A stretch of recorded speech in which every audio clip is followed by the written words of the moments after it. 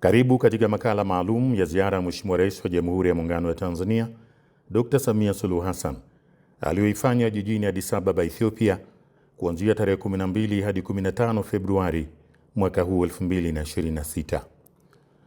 Rais wa Jamhuri ya Muungano wa Tanzania, Mheshimiwa Dr. Samia Suluhu Hassan, aliondoka nchini tarehe 12 Februari mwaka 2026 kuelekea Addis Ababa, Ethiopia, kwa ajili ya kushiriki mkutano wa 39 wa wakuu wa nchi na serikali wa Umoja wa Afrika AU uliofanyika tarehe 14 hadi 15 Februari mwaka 2026. Mkutano huo wa wakuu wa nchi wa Umoja wa Afrika ulifunguliwa rasmi tarehe 14 Februari mwaka 2026 na uliongozwa na kauli mbiu ya mwaka 2026 iliyosema kuhakikisha upatikanaji endelevu wa maji na huduma salama za usafi wa mazingira ili kufikia malengo ya Ajenda 2063. Kauli mbiu hiyo imelenga kuhimiza hatua za pamoja za bara la Afrika katika kuhakikisha usalama wa rasilimali maji, afya ya jamii na maendeleo endelevu. Rais wa Jamhuri ya Muungano wa Tanzania, Mheshimiwa Dr. Samia Suluhu Hassan, ameendelea kuimarisha diplomasia ya kimkakati kupitia mazungumzo ya pande mbili aliyoyafanya na viongozi wa nchi mbalimbali kando ya mkutano wa 39 wa wakuu wa nchi na serikali wa Umoja wa Afrika jijini Addis Ababa, Ethiopia. Tarehe 13 Februari mwaka 2026, Rais Dr. Samia alishiriki katika mkutano wa wakuu wa nchi na serikali kuhusu mabadiliko ya tabia nchi KAOSK. Kamati hii ya wakuu wa nchi na serikali wa Afrika inayosimamia mabadiliko ya tabia nchi ilianzishwa mwaka 2009 na mkutano mkuu wa Umoja wa Afrika AU kwa lengo la kuongoza na kuratibu msimamo wa pamoja wa Afrika katika masuala ya mabadiliko ya tabia nchi. Mkutano huo ulifanyika chini ya uwenyekiti wa Rais wa Jamhuri ya Kenya, Mheshimiwa William Ruto. Tanzania imeendelea kuwa mshiriki muhimu ndani ya KAOSK, ikiwa imeongoza kamati ya wataalamu mwaka jana na sasa kupata nafasi ya ujumbe wa kudumu katika ngazi ya wakuu wa nchi. Ushiriki huu unaimarisha nafasi ya nchi katika uundaji wa sera za bara la Afrika na majadiliano ya kimataifa kuhusu mabadiliko ya tabia nchi.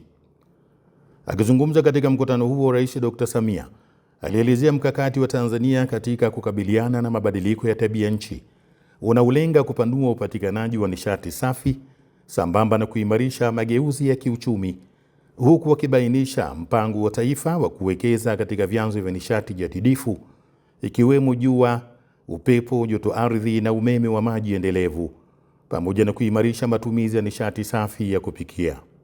Rais Dr. Samia pia alishiriki katika mkutano wa Italia na nchi za Afrika. Mkutano huo uliwakutanisha wakuu wa nchi na serikali kwa lengo la kuimarisha ushirikiano wa pamoja katika nyanja za kiuchumi, nishati na masuala ya kiusalama. Tarehe 14 Februari mwaka 2026, Rais Dr. Samia alikutana na kuzungumza na Waziri Mkuu wa Jamhuri ya Kidemokrasia ya Shirikisho la Ethiopia, Mheshimiwa Dr. Abiy Ahmed Ali, kabla ya ufunguzi rasmi wa mkutano mkuu wa Umoja wa Afrika, ambapo walijadili kuimarisha uhusiano wa kidiplomasia, kukuza biashara na uwekezaji, pamoja na ushirikiano katika sekta za usafiri wa anga na usimamizi wa rasilimali za maji. Aidha, Rais wa Jamhuri ya Muungano wa Tanzania, Mheshimiwa Dr. Samia Suluhu Hassan, alishiriki katika mkutano wa ngazi ya juu wa vyombo vya habari uliolenga kujadili ufadhili endelevu wa mapambano dhidi ya malaria barani Afrika, pembezoni mwa mkutano wa 39 wa wakuu wa nchi na serikali wa Umoja wa Afrika AU. Mkutano huo uliandaliwa na Umoja wa Afrika kwa kushirikiana na Umoja wa Viongozi wa Afrika katika mapambano dhidi ya malaria ALMA. Ulilenga kujadili namna ya kuimarisha ufadhili wa ndani wa programu za malaria, kupunguza utegemezi wa misaada ya nje, pamoja na kuimarisha mifumo ya afya barani Afrika. Akizungumza katika mkutano huo, Rais Dr. Samia alisisitiza kuwa mapambano dhidi ya malaria barani Afrika yanahitaji uongozi na usimamizi thabiti wa Waafrika wenyewe, umiliki wa kweli ya programu zake, pamoja na dhamira ya kisiasa ya muda mrefu. Alieleza kuwa vita dhidi ya malaria sio swala la afya pekee, bali ni ajenda ya maendeleo, uchumi na ustawi wa rasilimali watu barani Afrika. Vilevile Rais Dr. Samia alifanya mazungumzo na Rais wa Jamhuri ya Angola, Mheshimiwa Joao Lourenco, yaliyojikita katika kukuza ushirikiano wa kiuchumi, biashara, uwekezaji na maendeleo ya viwanda kati ya Tanzania na Angola. Katika mazungumzo yao, Rais Lourenco wa Angola alikubali kufanya ziara ya kiserikali nchini Tanzania pamoja na kukubali kuwa mgeni rasmi katika maonyesho ya kimataifa ya biashara ya Sabasaba kwa mwaka huu 2026, hatua inayotarajiwa kufungua sura mpya ya ushirikiano wa kimkakati kati ya mataifa hayo mawili. Viongozi hao walisisitiza umuhimu wa kuimarisha mahusiano ya kihistoria na ushirikiano wa kimkakati kwa manufaa ya maendeleo ya kiuchumi na ustawi wa wananchi wa pande zote mbili, hususan katika sekta za nishati, madini, viwanda na miundombinu. Pia Rais Dr. Samia alifanya mazungumzo na Rais wa Jamhuri ya Muungano wa Komoro, Mheshimiwa Azali Assoumani, na kujadili kuhusu kuimarisha ushirikiano wa kikanda, hususan katika sekta za biashara, utalii, usafirishaji wa baharini na masuala ya usalama. Rais Assoumani alimshukuru Rais Dr. Samia kwa ushirikiano wa pamoja na mchango wa Tanzania nchini kwake, hususan katika kuimarisha huduma za afya, biashara na masuala ya usalama, akishukuru mchango wa Tanzania katika huduma za kibingwa za matibabu kwa wananchi wa Komoro. Kupitia mazungumzo hayo, Rais Assoumani pia alionyesha nia ya kufanya ziara ya kiserikali nchini Tanzania. Rais Dr. Samia aliridhia ombi hilo. Rais Dr. Samia ameendeleza nafasi ya Tanzania katika jukwaa la Afrika na kimataifa kama sehemu ya kuimarisha diplomasia ya kiuchumi ili kufikia malengo ya Dira 2050. Rais wa Jamhuri ya Muungano wa Tanzania Mheshimiwa Dr. Samia Suluhu Hassan katika siku hiyo hiyo ya tarehe 14 mwezi wa pili mwaka 2026 alishiriki kikao cha Umoja wa Afrika AU kuhusu G20, ambapo viongozi walipokea taarifa ya matokeo ya mkutano wa viongozi wa G20 uliofanyika tarehe 22 hadi 23 Novemba mwaka 2025. Kikao hicho kilipokea taarifa iliyowasilishwa na Rais wa Jamhuri ya Afrika Kusini Mheshimiwa Cyril Ramaphosa, ambaye alifanikiwa kuandaa na kuongoza mkutano wa kwanza kabisa wa G20 kufanyika barani Afrika. Rais Dr. Samia alimpongeza Rais Ramaphosa kwa mafanikio hayo, akiyaeleza kuwa ni ya kihistoria kwa bara la Afrika. Alisema hatua hii ya kihistoria ni fahari kwa Afrika na ni uthibitisho wa kuongezeka kwa ushawishi wa bara letu katika kuunda mijadala ya kimataifa na kutafuta suluhisho kwa changamoto zinazoikabili dunia.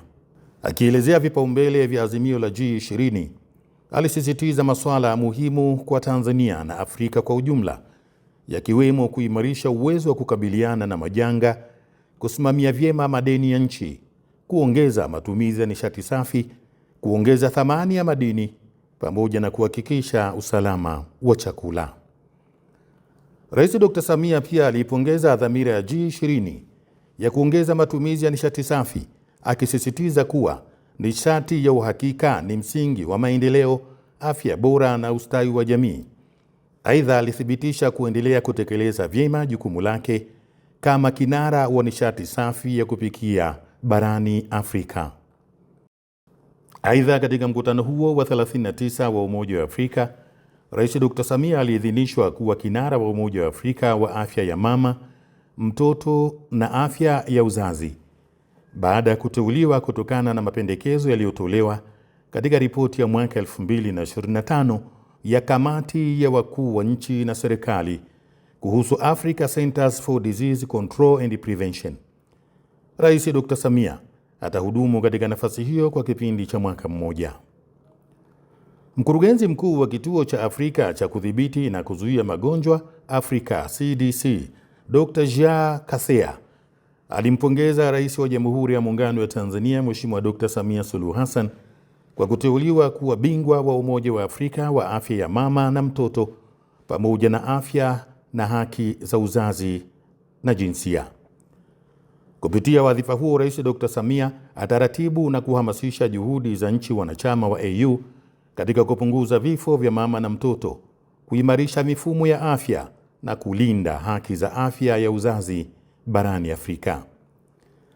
Halikadhalika, tarehe 15 Februari mwaka 2026, Rais wa Jamhuri ya Muungano wa Tanzania Mheshimiwa Dr. Samia Suluhu Hassan alikutana na kufanya mazungumzo na Naibu Katibu Mkuu wa Umoja wa Mataifa Bi Amina Mohamed jijini Addis Ababa, Ethiopia. Rais Dr. Samia alieleza dhamira ya Tanzania katika kuendelea kutekeleza mageuzi ya kiuchumi na kiutawala pamoja na kuimarisha ushirikiano wa nchi na Umoja wa Mataifa UN katika utekelezaji wa malengo ya maendeleo endelevu SDGs, hususan katika sekta zinazogusa maisha ya wananchi wengi ikiwemo afya, elimu, maji safi, usafi wa mazingira na kupunguza umasikini. Rais Dr. Samia alionyesha utayari wa serikali katika kumpokea mjumbe maalum wa Umoja wa Mataifa aliyeomba kuja nchini kwa ajili ya kuwasilisha ujumbe maalum wa Katibu Mkuu wa Umoja wa Mataifa Antonio Guterres.